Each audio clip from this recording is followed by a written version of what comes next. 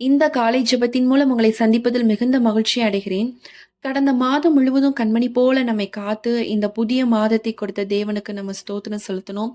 எத்தனையோ ஆபத்துகள், எத்தனையோ நெருக்கங்கள், எவ்வளவோ கஷ்டத்தின் பாதைகள் எல்லாவற்றையும் நம்ம கடந்து இந்த புதிய மாதத்த ஆண்டவர் நமக்கு கொடுத்திருக்கிறார். யாருக்கு கொடுக்கப்படாத ஒரு ஸ்லாக்கியம் தான். நேற்று இருந்தவங்க பார்த்தீங்கன்னா, இன்னைக்கு இல்ல. ஆனாலும் நம்மளுடைய தேவன் நமக்கு இந்த நாளை அற்புதமாக நமக்கு கொடுத்திருக்கிறார். இந்த மாதத்தை நமக்கு கொடுத்திருக்கிறார். இந்த மாதம் தேவனுடைய பிரசன்னத்தோடு தொடங்கும்படியாக இந்த காலை ஜெபத்தின் மூலம் ஆண்டவர் நம்ம ஒவ்வொருத்தரும் நம்ம சேர்ந்து ஜெபிக்க ஆண்டவர் நமக்கு உதவி செய்திருக்கிறார். போன மாசம் எப்படி வேணாலும் காணப்பட்டிருக்கலாம். நம்ம ஒரு கஷ்டம் நிறைஞ்ச ஒரு வாழ்க்கையா இருந்திருக்கலாம். ஒரு பாடு நிறைஞ்ச ஒரு வாழ்க்கையா இருந்திருக்கலாம். என் வாழ்க்கை எப்படி நடக்கும்? எப்படி முடியும்? என்ன முடிவு வரப்போகுது? அப்படின்னு சொல்லி பல குழப்பத்தோடு இந்த மாதம் காணப்பட்டிருக்கலாம். ஆனா இந்த மாதத்துல ஆண்டவர் உங்கள பார்த்து ஒரு வார்த்தை சொல்றார். நான் உன் கூட தான் இருக்கிறேன். நான் உன் மேல நினைவா இருக்கிறேன்.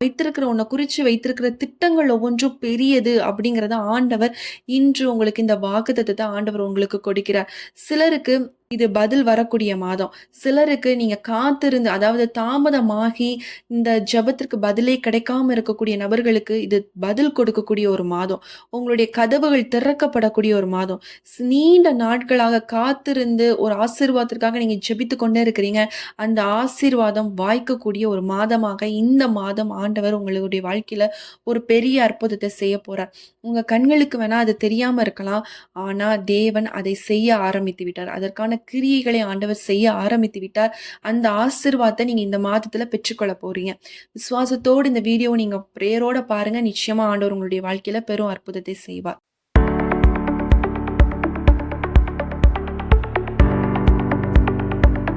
இந்த மாதத்திலும் ஆண்டவர் கொடுத்த ஒரு வாக்குத்தத்தம் என்ன தெரியுமா? எரேமியா 29ஆம் அதிகாரம் 11ஆம் வசனம். நீங்கள் எதிர்பார்த்திருக்கும் முடிவை உங்களுக்கு கொடுக்கும்படிக்கு நான் உன் பேரில் நினைத்திருக்கிற நினைவுகளை அறிவேன் என்று கர்த்தர் சொல்கிறார். அவைகள் தீமைக்கல்ல, சமாதானத்துக்கு ஏதுவான நினைவுகளே அப்படின்னு சொல்லி நம்ம இங்க பார்க்கிறோம்.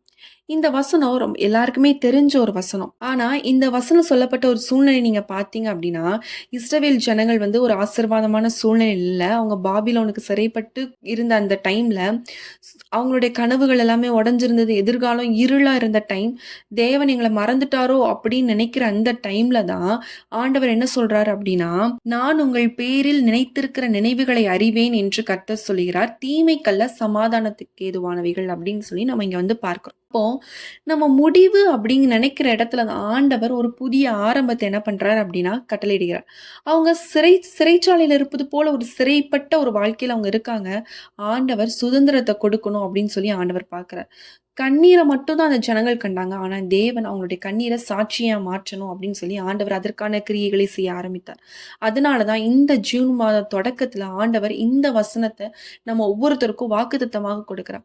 சில நேரம் நம்மளுடைய வாழ்க்கையிலும் ஒரு சிறைச்சாலை போன்ற ஒரு வாழ்க்கையாக தோணலாம். எவ்வளவு ஜெபித்தாலும் பதில் இல்லாம இருக்கலாம். எவ்வளவு முயற்சி செய்தாலும் கதவு அடைக்கப்பட்டது போலயே இருக்கலாம். ஆனா தேவன் உங்க வாழ்க்கைய ஒரு அற்புதமான அவர் அவர் உங்கள வாழ்க்கையில குறித்த திட்டம் பெரிது. அந்த திட்டத்தை இந்த மாதத்துல ஆண்டவர் நிறைவேற்ற போகிறார். யோசேப்போட வாழ்க்கையை எடுத்துக்கோங்களேன். அவருடைய வாழ்க்கை நம்ம எல்லாருக்குமே தெரியும். ஆண்டவர் ஒரு பெரிய கனவு கொடுத்தாரு. அந்த கனவுக்கு உடனே ஆசீர்வாதம் கிடைச்சுதா? கிடைக்கல. அது சிறைச்சாலையா தான் அந்த வாழ்க்கை அவருடைய வாழ்க்கை மாறுச்சு. அதுல பாருங்க, அதுல சிறைச்சாலையோட அதிகாரி யோசேப்ப பற்றி தான் எல்லாருமே பேசுவோம். ஆனா இதுல அந்த சிறைச்சாலையோட அதிகாரிய பாருங்க. அவரோட பேர் குறிப்பிடப்படல. அவர் என்ன பண்றாருன்னா, யோசேப்பை கவனிக்கிறார். அவருக்கு பொறுப்புகள ஒப்படைக்கிறார். யோசேப்பு மேல நம்பிக்கை இருக்க போய் தான் அவர் பொறுப்புகள கொடுக்கிறார். அவர நம்புறாரு. தேவனுடைய திட்டத்துல அந்த மனுஷன் என்னன்னா ஒரு ஒரு கருவியாக பயன்படுத்துறார். நீங்க யோசிச்சு பாருங்க, அந்த மனுஷர் அங்க பொறுப்பு கொடுக்காம இருந்திருந்தா விஷயங்கள் எல்லாம் அவரோட திட்டம் நடந்திருக்குமான்னு கேட்டீங்கன்னா டிலே ஆயிருக்கும். இன்னும் டிலே ஆயிருக்கும். அப்ப ஆண்டவர் யூஸ் பண்ண திட்டத்துல அவர் யூஸ் பண்ண ஒரு பாத்திரம் தான் இந்த சிறைச்சாலை அதிகாரி அப்படிங்கிறத நம்ம பாக்குறோம். அந்த அதிகாரி யோசேப்பை நம்பலனா யோசேப்பு அங்க என்ன பண்ணிருக்க முடியாது, வளர்ந்திருக்க முடியாது. யோசேப்போட வாழ்க்கையில தேவன் வைத்திருந்த ஒரு சிறிய கதவு தான் அந்த விஷயம், அந்த திட்டம். இதுலேருந்து நம்ம என்ன கற்றுக்கொள்றோம் அப்படின்னா, தேவன் ஆசீர்வதிக்கும்போது ஒரு பெரிய அற்புதம் எப்போதும் ஒரு பெரிய விஷயமா இல்ல. ஒரு சின்ன சின்ன கதவு தான் ஓப்பன் ஆகும். இப்போ அந்த மனுஷங்க மூலமா என்ன ஆகுது? யோசேப்புக்கு ஒரு குரோத் வருது. அதுக்கப்புறம் அப்படி இப்படி தான் வெளிய வராரு. இப்போ அந்த சிறைச்சாலை அதிகாரி அவர நம்பல, ஒரு பொறுப்பு குடுக்கலன்னா, அங்க அவர் என்ன இருக்க மாட்டாரு, ஒரு குரோத் இருந்திருக்காரு. அவரும் ஒரு சாதாரண ஒரு நபரா தான் அங்க இருந்து அப்படியே போயிருக்க மாரி இருக்கும். தேவ திட்டம் அங்க வந்து வெளிப்பட்டிருக்காது. அப்ப அதே மாரி தான் தேவ திட்டத்த வெளிப்படுத்தும் பொழுது, நமக்கும் சில சின்ன சின்ன விஷயங்கள் தான். ஒரு தொலைபேசி அழைப்பு மூலமா டப்புன்னு நம்மளுக்கு ஏதோ ஒண்ணு கிளிக் ஆகுற மாதிரி இருக்கும். ஒரு புதிய வாய்ப்பு மூலமா இருக்கலாம். ஒரு சிறிய ஒரு எதர்ச்சியா நீங்க ஒருத்தர சந்திப்பீங்க. அவங்க மூலமா உங்களுக்கு ஒரு வாய்ப்பு கிடைக்க ஆண்டவர் உதவி செய்வார். இப்படிதான் ஆண்டவர் என்ன பண்ணுவார் அப்படின்னா, சின்ன சின்ன ஒரு விஷயத்தின் மூலமா ஆண்டவர் உங்களுக்கு குறித்த திட்டத்த ஆண்டவர் என்ன பண்ணுவார்? நிறைவேற்றுவார் அப்படிங்கிறத ஆண்டவர் இன்று உங்களுக்கு வாக்குத்தத்தமாக கொடுத்திருக்கிறார். நீங்க பல விஷயங்கள் குறித்து நீங்க எதிர்பார்த்து கொண்டிருக்கலாம். எல்லாவற்றையும் ஆண்டவர் என்ன பண்ணா, ஒரு சிறிய சிறிய கதவுகள் மூலம் எப்படி அந்த சிறைச்சாலை தலைவர வைத்து ஆண்டவர் வந்து யோசேப்போட திட்டத்தை நிறைவேற்றினாரோ, அவரு குறித்தின ஒரு எதிர்பார்ப்புகள், கனவுகள் ஆண்டவர் எப்படி நிறைவேற்றினாரோ, அதேபோல நீங்கள் எதிர்பார்த்திருக்கக்கூடிய முடிவை, அவருடைய சித்தத்தின்படி ஆண்டவர் என்ன செய்ய போறார் அப்படின்னா, இந்த ஜூன் மாதத்துல ஆண்டவர் உங்களுடைய வாழ்க்கையில ஒரு பெரிய அற்புதத்தை ஆண்டவர் செய்யப் போகிறார். நம்ம எல்லாரும் கண்கள மூடி ஜெபிக்கலாம். ஆண்டவரே, இந்த புதிய மாதத்திற்காக நாங்க நன்றி செலுத்துகிறோம்ப்பா. கடந்த மாதத்துல எங்களுடைய வாழ்க்கை கண்ணீர் நிறைந்த ஒரு வாழ்க்கையாக காணப்பட்டிருக்கு. வேதனைகள், காத்திருப்புகள் அனைத்தையும் ஆண்டவரே உம்முடைய சமூகத்துல ஒப்புக் கொடுக்கிறோம் ராஜா. அப்பா, இந்த எரேமியா 29:11 அதிகாரத்துல சொல்லப்பட்டது போல, ஆண்டவரே கொடுத்த வாக்குத்தத்தத்தின்படி, அப்பா எங்களுடைய வாழ்க்கைக்காக வைத்திருக்கக்கூடிய நன்மையான திட்டங்கள் ஒவ்வொன்றும் எங்களுடைய வாழ்க்கையில நிறைவேறட்டும் சுவாமி. இந்த மாதத்துல அந்த சமாதானம் பெருகட்டும். எதிர்பாராத ஆசீர்வாதங்கள் திறக்கப்படட்டும் ராஜா. மூடிய கதவுகள் எல்லாம் திறக்கப்படட்டும். வேலை இல்லாதவர்களுக்கு வேலை கிடைக்கட்டும் ராஜா. கடன் பிரச்சனையில இருக்கிறவர்களுக்கு கடன் பிரச்சனையிலிருந்து ஒரு விடுதலை உண்டாகட்டும் இயேசுவின் நாமத்தினால. நோயில இருப்பவர்களுக்கு, பலவீனங்கள் இருப்பவர்களுக்கு ஒரு சுகம் உண்டாகட்டும் ராஜா. குடும்பத்துல ஒற்றுமை இல்லாமல் பிரிவினையோடு இருக்கிறவர்களுக்கு இந்த மாதத்திலிருந்து அதற்கான ஆண்டவரே உடைந்து போன குடும்பங்கள் எல்லாம் ஆண்டவரே சீரமைக்கப்படட்டும் இயேசுவின் நாமத்தினால. நம்பிக்கை இழந்தவர்களுக்கு விசுவாசமே இல்லை, என் வாழ்க்கை குறிச்ச நம்பிக்கையே இல்லை, நான் நானாவே இல்லைன்னு சொல்லி அவங்களே அவங்களோட ஐடென்டிட்டியை மறந்து ஆண்டவரே டிப்ரெஷனுக்குள்ள இருக்கிறவர்கள் ஒவ்வொருத்தரும் ஆண்டவரே, அப்பா ஆண்டவரே இந்த மாதத்திலிருந்து விடுதலையாக கர்த்தர் உதவி செய்வீராக தகப்பனே.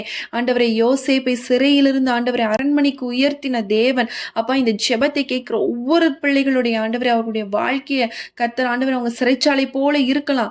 ஆண்டவரே, இந்த நேரத்துல அவங்களுடைய வாழ்க்கை ஆண்டவரே ஒரு ஆண்டவரே எப்படி யோசேப்புடைய வாழ்க்கை உயர்த்தப்பட்டதோ அதே போல இவருடைய வாழ்க்கை உயர்த்தப்படட்டும் இயேசுவின் நாமத்தினால. அப்பா, இந்த மாதம் முழுவதும் உம்முடைய கிருபை, உம்முடைய சமாதானம், உம்முடைய பாதுகாப்பு, அப்பா உம்முடைய ஆசீர்வாதம் ஆண்டவரே ஒவ்வொருத்தரையும் சூழ்ந்து கொள்ள கர்த்தர் நீர் உதவி செய்வீராக. அப்பா உம்முடைய கரத்துல ஒப்பு கொடுத்து ஜெபிக்கிற தகப்பனே. அப்பா, நீங்க ஒவ்வொருத்தரையும் பாதுகாத்து வழி நடத்துங்க ராஜா. அப்பா, நீங்க வைத்திருக்கிற ஒவ்வொரு திட்டங்களும் ஆண்டவரே அவங்க எதிர்பார்த்திருக்கிற முடிவுகள் ஆண்டவரே நீங்க கொடுக்க போறீங்க. இந்த மாதத்துல நீங்க அற்புதத்தை செய்ய போறீங்க. அதற்காக உமக்கு ஸ்தோத்திரம். தாழ்த்தி ஒப்பு கொடுத்து ஜெபிக்கிறோம். இயேசுவின் நாமத்தில் ஜெபிக்கிறோம் நல்ல பிதாவே. ஆமென். இந்த மாதத்திலும் கர்த்தர் உங்களை குறித்து வைத்திருக்கிற எல்லா நன்மையான காரியங்களை ஆண்டவர் இன்று இந்த மாதத்திலிருந்து கிரியை செய்ய ஆரம்பிக்க போகிறார். அது தீமைக்கல்ல, சமாதானத்துக்கு ஏதுவான காரியங்களை ஆண்டவர் உங்களுடைய வாழ்க்கையில கிரியை செய்ய போகிறார். அந்த காரியங்களை நீங்க பார்த்து நீங்களே ஆச்சரியப்படும்படியான அதிசயத்தை, அற்புதத்தை, ஆசீர்வாதத்தை உங்களுடைய வாழ்க்கையில நிச்சயமாக கட்டளையிடுவார். நீங்க விசுவாசமா இருங்க. கர்த்தர் நிச்சயமாக நீங்க எதிர்பார்த்திருக்கக்கூடிய முடிவை ஆண்டவர் உங்களுடைய வாழ்க்கையில கொடுப்பார். இந்த வீடியோ உங்களுக்கு ரொம்ப யூஸ்ஃபுல்லா இருந்திருக்கும் என்று சொல்லி நாங்க கர்த்தருக்குள் விசுவாசிக்கிறோம். நீங்க அநேகருக்கு ஷேர் பண்ணுங்க. அவங்களுக்கு இது ரொம்ப பிரயோஜனமாக இருக்கும். உங்களுக்கு ஜெப குறிப்புகள் இருக்கும் அப்படின்னா, ஸ்க்ரீன்ல தெரிய வாட்ஸ்அப் நம்பருக்கு நீங்க வந்து மெசேஜ் பண்ணுங்க, வாய்ஸ் நோட் பண்ணுங்க. கண்டிப்பா நாங்க உங்களுக்காக ஜெபிக்கிறோம். மீண்டும் உங்களை அடுத்த ஒரு பிரேயர் வீடியோல சந்திக்கிறேன். கர்த்தர் உங்களை ஆசீர்வதிப்பாராக. ஆமென்.